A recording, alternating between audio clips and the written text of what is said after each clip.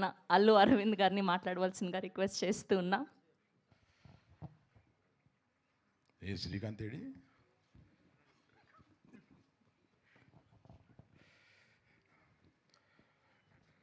నాకు వాసు ఫోన్ చేశాడు, ఒక కథ విన్నాను, మీరు కూడా వినండి. మామూలు ఈ 2 రోజులకు ఒకసారి 3 రోజులకు ఒకసారి వారంలో 1-2 కొత్త వాళ్ళు వచ్చి కథ చెప్పటం ఇది ఉంటా ఉంటుంది. సరే వాసు చేశాడు కదా అని రమ్మన. స్టార్ట్ టు ఫినిష్ 1.5 hour అదర్ కొట్టాడు. ఓ వీడెవడు రా కొత్తోడు ఇలా చెప్పాడు అని అనిపించి అంత ఎక్స్ప్రెషన్ ఇవ్వలేదు నేను. బాగుంది, బాగా చెప్పావు. ఎందుకంటే చెప్పడం వేరు, తీయడం వేరు. వీళ్ళు ఎలా తీస్తారో ఏంటో, మళ్ళీ ఎందుకు వచ్చిందని. సరే నేను మిగతాది వాసుతో మాట్లాడతాను. వాసుకు ఫోన్ చేసి ఒక 15-20 లక్షలు ఇద్దాం, ఒక సీను వాడు చెప్పిన దాంట్లో ఒక సీన్ చెప్తాం, క్రిటికల్గా అన్నీ వచ్చేటట్టుగా ఒక సీన్ ఏదైనా మీరు ఎంచుకుని అతన్ని తీయించి అది తీసుకుని వస్తే అప్పుడు డైరెక్టర్ కాదు చెబుదాం, అనవసరంగా ఇప్పుడు ఎందుకు రెచ్చగొట్టడం అని. అలాగే చేశారు. తీసుకొచ్చి నాకు వేసి చూపించారు, ఆయన తీసింది. Bang on. వీడు డైరెక్టర్ అయిపోతాడు అని అనిపించేలాగా, సారీ వీడంటున్నాను, ఇవాళ పెద్ద డైరెక్టర్ అయిపోతావు నువ్వు, అందుకని.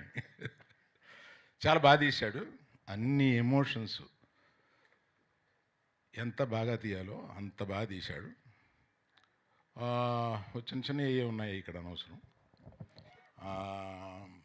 మిగతా అందరితోటి అంటే వాళ్ళని ఎంత ప్రాణం తీసేసి ఉంటాడో నాకు అర్థమైంది, ఇంక్లూడింగ్ హీరో. అంత బాగా చేయించాడు అంటే వాళ్ళ మీద ఎంత గ్రిప్ తోటి చేయించి ఉంటాడు, వాళ్ళని ఎంత హింస పెట్టి ఉంటాడు. పెట్టావా? నువ్వు చెప్పవా? హింస పెట్టాడా?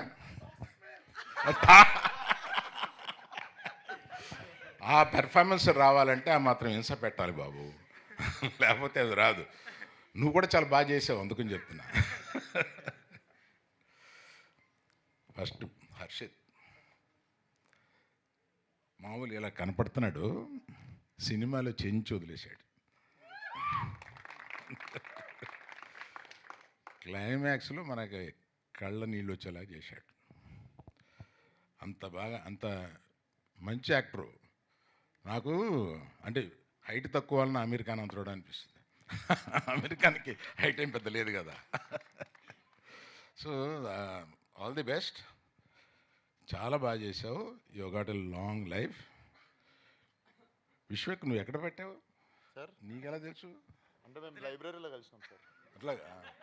నువ్వు కూడా లైబ్రరీకి కూడా లైబ్రరీలో ఉన్నప్పుడు కలిసిన. నేను పుస్తకం చదువుతుండే, ఆయన అక్కడ టేబుల్ మీద పుస్తకం చదువుతుండే. భలే చదువుతున్నావు ఇట్రా అని చెప్పి పిలిచి. నిజమేనా ఇది? లైబ్రరీనా? టేబుల్ అంటే కలవడం వరకు నిజం. అంటే బాగోదని పబ్ని లైబ్రరీ అని చెప్తున్నారేమో డౌట్ వచ్చి అడిగాను. అట్లాగా?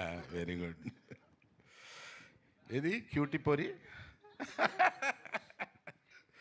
ఎంత చక్కగా ముద్దుగా ఉందో సినిమాలో. ఇప్పుడు కనపడేదానికన్నా ఇంకా చాలా బాగుంది సినిమాలో, చాలా బాగా చేసింది. நம்ம தமிழ் பொண்ணு இது, அங்கேருந்து வருது, Manimekalai, Sneha Manimekalai. So cute, very nice.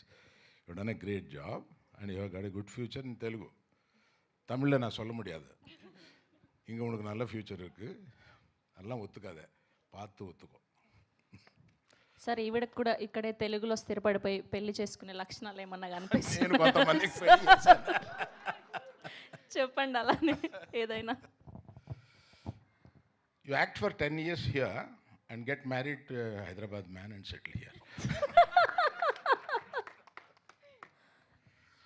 So ఇక్కడ నాకు విశ్వక్సేను నేను ఒక 5-6 ఏళ్ళుగా ఓ సినిమా చేయాలనుకుంటున్నాం. అతను చెప్తాడు, నేను చెప్తాను, కనపడి కావలించుకుంటాం, తర్వాత మర్చిపోతూ ఉంటాం. ఎప్పుడు నాకు కనపడినప్పుడు నువ్వు డబ్బులు ఎంత తీసుకుంటావో చెప్తే ఇస్తా.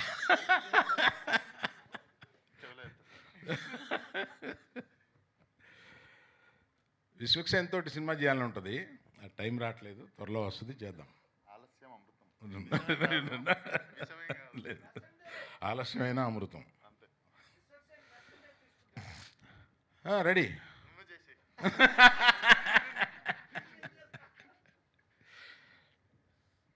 ఏమయ్యా నీ గ్యాంగ్ మొత్తం రిప్రజెంట్ చేస్తూ నువ్వు రావా?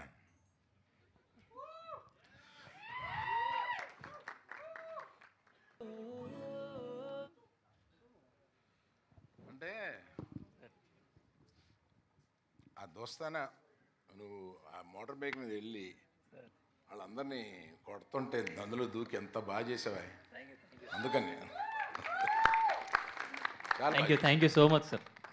అందుకని ఆ గ్యాంగ్ మొత్తానికి రిప్రజెంట్ చేస్తూ నిన్ను ఇక్కడ చూడడానికి ఇంత డీసెంట్గా ఉన్నావు కదా, అక్కడ అచ్చు పోకి అట్లా ఉన్నావు. జస్ట్ క్యారెక్టర్ సార్, నేను నిజంగా డీసెంట్ సార్. నిజంగా క్యారెక్టర్లో నేను ఇక్కడ చూసి ఆశ్చర్యపోయాను. నేను అక్కడెక్కడో అక్కడ చూశాను, కానీ తర్వాత ఈ క్యారెక్టర్ చూసిన తర్వాత నేను చూడడం ఇప్పుడే చూస్తున్నా, ఇంత డీసెంట్గా ఉన్నాడు. అలాగా అతను చాలా షాబీగా చూపించారు సినిమాలో. క్యారెక్టర్ అది క్యారెక్టర్ సార్.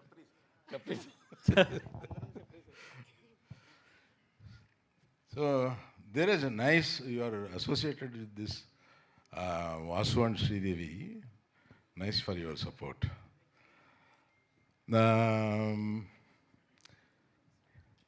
ఏమయ్యా, నేను డైరెక్టర్ తర్వాత ఇంటరాక్ట్ అయింది ఎక్కువ మ్యూజిక్ డైరెక్టర్ తోటి.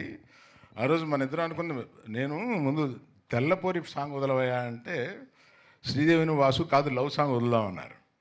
ఆ తెల్లసూరి సాంగ్ వదలగానే పీక్ అయింది, బాగుంది. నైస్ జాబ్ చూశాను నేను. తర్వాత మీది ఇప్పుడు చూస్తుంటే అర్థమైంది, కలర్ కరెక్షన్స్ అయిపోయినట్టున్నాయి, చాలా బాగా చేశారు, బాగుందండి.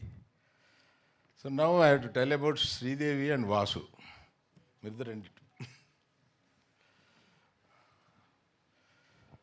మాకు ఆహాలో ఒక 6 సంవత్సరాల పైనే కదా మాకు జర్నీ ఉంది. అంటే ఫస్ట్ 1 year నేను ఆహాకి రెగ్యులర్గా వెళ్ళేవాడిని. అప్పుడు ఎవ్రీడే పొద్దున ముందు ఇంటరాక్షన్ వీళ్ళతోటే ఉండేది.